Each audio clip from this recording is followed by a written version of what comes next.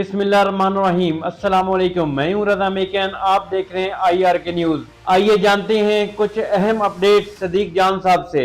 याहिया अफरीदी साहब के नाम की मंजूरी दी गई तो याहिया अफरीदी साहब ने फौरी तौर पर ही सुप्रीम कोर्ट का चार्ज संभाल लिया। नोटिफिकेशन होने से पहले ही वो चार्ज इस तरह से उन्होंने संभाला कि उन्होंने फ़ौरन ही जाके और चीफ जस्टिस पाकिस्तान जो उस वक्त काजी फायज़ ईसा उनसे मुलाकात की। और अब ये नहीं पता कि उनकी मुलाकात क्या हुई है, लेकिन जो तासुर है वो यही है कि उन्होंने जाके और काजी फायज़ ईसा को ये कैटेगोरिकल कह दिया था कि आपने जुडिशल कमीशन का इजलास नहीं बुलाना। और उन्होंने यानी जाके बता दिया था काजी फायज़ ईसा को कि अब मैं बॉस हूँ और अब चीज़ें मैं करूँगा, तो आपकी बड़ी मेहरबानी, अब आप कोई किसी तरह का एडवेंचर मत कीजिएगा। क्योंकि आपको पता ही है कि एक डिस्कशन शुरू हो गई थी शहर इक़्तिदार में, और वो ये थी कि काजी फायज़ ईसा जो हैं वो जाने से पहले जुडिशल कमीशन का इजलास बुलाएंगे और वो इजलास बुलाकर और अमीनुद्दीन खान को जो है वो आइनी बेंच का सरबराह लगा कर जाएंगे या कोई ना कोई और वारदात डाल कर जाएंगे। और आपको पता है कि जब तक काजी फायज़ ईसा रात 12 नहीं बज गए और उनसे पूरे पाकिस्तान की पूरी तरह जान नहीं छूट गई, तब तक एक खौफ था कि ये कोई वारदात डाल ना दे। जितना वो मकरू आदमी था उससे एक खौफ रहा कि कोई जाते जाते और कोई चीज़ शरीफ खानदान को ज़रूर देकर जाएगा, ऐसे नहीं ये जाएगा। खैर, जैसे मैंने आपको अर्ज़ किया कि याहिया अफरीदी साहब ने जो है वो जैसे उनके नाम की मंजूरी हुई उसके बाद वो एक्टिव हो गए और उन्होंने हल्फ उठाने से पहले मुख्तलिफ ब्रांचेज़ के जो हेड हैं उनसे मुलाकातें शुरू कर दी और बहुत एक्टिव हो गए। और जिस याहिया अफरीदी साहब को हम जानते हैं, ये वो याहिया अफरीदी साहब नहीं है। जिस तरह के इक़दाम याहिया अफरीदी साहब ने पिछले 2 दिनों में कर छोड़े हैं। अब उन्होंने किया क्या पिछले 2 दिनों में, अच्छा ये हम साथ साथ ज़ाहिर है जब भी बात होगी थोड़ा सा आपको बताते रहेंगे बैकग्राउंड, ताकि अगली बात को समझने में आसानी हो। मुख्तसर तौर पर देखें, हलफ उठाने से पहले उन्होंने फुल कोर्ट मीटिंग बुलाने का फैसला किया हलफ उठाने से पहले। उसके बाद उन्होंने हलफ उठाने के बाद सुप्रीम कोर्ट पहुंचकर प्रैक्टिस एंड प्रोसीजर कमेटी की तश्कील 9 की, बल्कि उन्होंने तश्कील 9 कर दी। जो प्रैक्टिस एंड प्रोसीजर कमेटी है उसमें से जस्टिस अमीनुद्दीन खान साहब जो बड़े लाडले थे काजी फायज़ साहब के, और नून लीग उनसे बहुत मुतमईन थी और नून लीग उनको चीफ जस्टिस पाकिस्तान बनाना चाहती थी कि याहिया साहब इंतकार करें और उनको बना दें, उनको कमेटी से निकाल बाहर किया।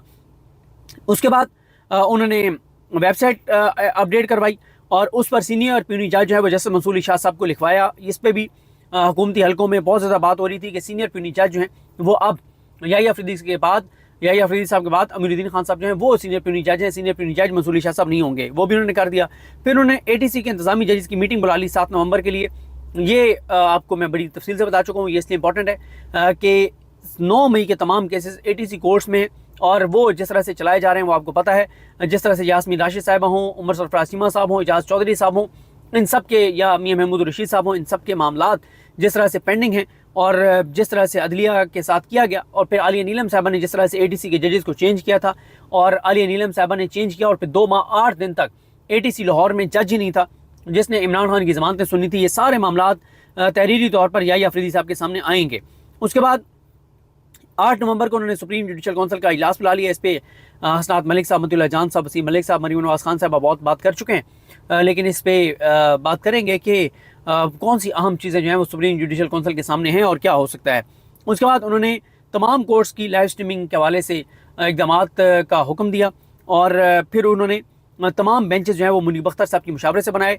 उन्होंने मंसूर अली शाह साहब को ऑन बोर्ड रखा और फिर हुकूमत के लिए जो परेशान कौन चीज़ें हैं वो क्या अब तक हो चुकी हैं, ये जो बताई हैं ये भी परेशान कौन है। ख़ास तौर पर हुकूमत के तन बदन में आग लग गई कि मंसूर अली शाह और मुनीब अख्तर साहब की जो गेम में पूरी तरह से वापसी हुई है और उनको जिस तरह से रिस्पेक्ट दे रहे हैं मुनीब अख्तर, याहिया अफरीदी साहब, ये हुकूमत के लिए परेशानी थी। जिन 2 को वो जुडिशल कमीशन से निकालना चाहते थे, वो सुप्रीम जुडिशल कमीशन से, सुप्रीम जुडिशल काउंसिल से, इन फोरम से निकालना चाहते थे, सीनियर प्यूनी जज नहीं रखना चाहते थे। हर जगह पे वही मंसूर अली शाह साहब आ चुके हैं। और फिर हुकूमत के लिए ये भी एक परेशान कौन था कि याहिया अफरीदी साहब जो हैं उनकी तकरीब बरदारी में तमाम जजेस है बशमूल मुनीब अख्तर साहब। फिर हुकूमत के लिए ये भी परेशान कौन था कि मुनीब अख्तर साहब और मंसूर अली शाह साहब ने इस्तीफ़ा नहीं दिया, और उनके लिए ये भी परेशान कौन था कि याहिया अफरीदी साहब जो हैं उन्होंने जो है वो इनकार नहीं किया और उन्होंने चीफ जस्टिस बनने की ये जो उनको नामजद किया गया था उन्होंने इसको एक्सेप्ट किया। उसके बाद ये भी हुकूमत के लिए परेशान कौन था कि याहिया अफरीदी साहब जो हैं वो मुनीब अख्तर साहब और मंसूर अली शाह साहब के साथ खड़े हो गए, और इसी तरह से मंसूर अली शाह साहब, मुनीब अख्तर साहब और पूरे जजेस जो इस वक्त अपने हलफ के साथ खड़े हैं वो सब याहिया अफरीदी साहब के साथ खड़े हो गए कि याहिया अफरीदी साहब से में कोई मसला नहीं है। हाँ, इस प्रोसेस पे एतराज़ हो सकता है, लेकिन उनकी ज़ात से किसी को कोई एतराज़ नहीं है। फिर हुकूमत के लिए ये भी परेशान कौन था और है कि तमाम जजेज़ ने इकट्ठे मिलकर चलने का जो है वो फैसला किया है। उसके बाद अब हुकूमत की परेशानी क्या है, हुकूमत जो घबराई हुई है वो क्या है? हुकूमत घबराई हुई है कि एक तो कमेटी में ज़ाहिर है मुनीब अख्तर साहब, मंसूर शाह साहब आ गए, अब जो भी वो केस लगाना चाहेंगे वो लगाएंगे, और याहिया अफरीदी साहब अगर किसी बात पे इख्तलाफ भी करेंगे तो वो अक़लियत में भी हुए तो वो इसको एक्सेप्ट करेंगे खुले दिल के साथ, लेकिन फ़ैसला वही होगा जो कमेटी का फ़ैसला होगा, और कमेटी में ज़ाहिर है अक्सरियत अब मंसूर शाह साहब और मुनीब अख्तर साहब की ही है। अदलिया की बेतौकीरी पे ना आ जाए, अदलिया के फ़ैसलों को जो बेवकूफ़ किया जा रहा है उस पर ना आ जाए, जिस तरह से 13 रुकनी बेंच का फ़ैसला था और उसको इलेक्शन कमीशन ने इम्प्लीमेंट नहीं किया वो ना आ जाए। तो फिर हुकूमत को ये भी परेशानी है कि कल जो फुल कोर्ट मीटिंग है उससे पहले इलेक्शन कमीशन जो है वो दबाव में आकर और मखसूस नशिस्तें ना तहरीक इंसाफ को दे दे, सुप्रीम कोर्ट के फैसले में अमल दरामद ना कर दे, तो ये परेशानी है हुकूमत को। और इनको परेशानी ये भी है कि पता नहीं और क्या कुछ आ जाएगा इस फुल कोर्ट मीटिंग में, कहीं ऐसा ना हो कि काजी फाइज ईसा ग्रुप के जो जज हैं 3-4 जो जिनसे नून लीग की बड़ी तवक्कुआत हैं वो सरेंडर ना कर दें और वो अपने इदारे के साथ चलने का फैसला ना सुना दें, वो याहिया अफरीदी साहब के साथ चलने के लिए रजामंद ना हो जाएं और जजेस जो हैं वो अपने हलफ के साथ वफा कराना शुरू कर दें, अपने हलफ के साथ चलना शुरू कर दें, अपने हलफ पे अमल दरामद करना शुरू कर दें। ये नून लीग को बहुत परेशानी है। आपको पता ही है कि जो भी जज अपने हलफ के साथ चलेगा तो नून लीग को तो वो सूट नहीं करता, क्योंकि वो अपने हलफ के मुताबिक फ़ैसला करेगा तो वो फ़ैसला पाकिस्तान और आईन पाकिस्तान और अवाम पाकिस्तान के हक़ में होगा, और जो फ़ैसला भी अवाम पाकिस्तान आईन पाकिस्तान के हक़ में होगा वो डेफिनेटली हुकूमत वक्त के ख़िलाफ़ ही जाएगा। उसके बाद हुकूमत को एक ये भी परेशानी है कि अब आइनी बेंच की तश्कील में क्या करें। याहिया साहब को बनाते हैं तो भी मरते हैं, नहीं मारते बनाते तो भी मरते हैं। ये ना हो कि हम याहिया अफरीदी साहब को सजेस्ट करें तो याहिया अफरीदी साहब जो हैं वो आगे अगले नाम कॉन्स्टिट्यूशनल बेंच के लिए जो 2 जज हैं वो मंसूर शाह साहब और याहिया अफरीदी साहब, मंसूर शाह साहब और मुनीब अख्तर साहब का नाम कह दें कि इनको भी आइनी बेंच में होना चाहिए। और अगर हुकूमत उनकी फिर बात नहीं मानती, क्योंकि हुकूमत की अक्सरियत है जुडिशल कमीशन में, तो क्या होगा? और अगर हुकूमत और ये भी हो सकता है कि याहिया अफरीदी साहब नाम ही मंसूर शाह साहब को दे देंगे, वही आइनी बेंच के सरबराह होंगे, फिर हुकूमत क्या करेगी? और अगर हुकूमत खुद ही याहिया अफरीदी साहब के बजाय अमीरुद्दीन खान साहब का नाम देती है तो ये भी बहुत बड़ा मसला है कि अमीरुद्दीन खान साहब का नाम अगर वो देते हैं तो पहले शुरू से ही वो फड्डा ले लेंगे याहिया अफरीदी साहब के साथ, तो ये बहुत बड़ी परेशानी है। उसके बाद उन्हें ये भी एक परेशानी है कि 26वीं आईनी तरमीम के हवाले से भी कोई डिस्कशन ना हो जाए या कोई ऐसा मामला ना हो जाए। जो पिटीशन आ रही हैं वो पिटीशन कमेटी के सामने अगर आई तो अगर याहिया अफरीदी साहब अक़लियत में आ जाते हैं और मंसूर शाह साहब और मुनीब अख्तर साहब कहते हैं कि सुप्रीम कोर्ट सुन सकती है और फुल कोर्ट को सुनना चाहिए, तो फुल कोर्ट को सुनना पड़ेगा। फिर ये नहीं है कि फुल कोर्ट को ना सुने, ये भी एक परेशानी है। और अहम केसेस जो पेंडिंग है, मिलिट्री कोर्ट्स वाला या 6 जज के ख़त वाला, ये केसेस अगर कमेटी ने लगाने शुरू कर दिए फिर क्या होगा?